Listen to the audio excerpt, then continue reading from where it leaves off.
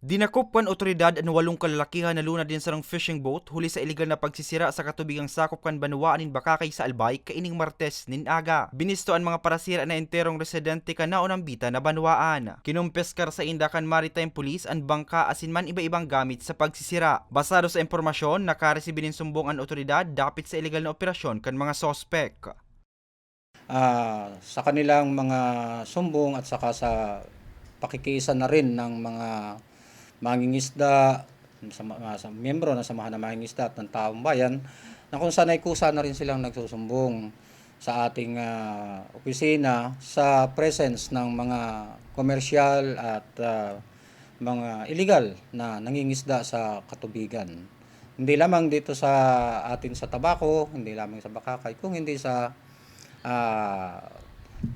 katubigan na nasasakupan ng probinsya ng Albay. Naaatubang sa pagbalgar sa Section 86 kan Republic 10654 o illegal fishing ang mga nadakop na parasira.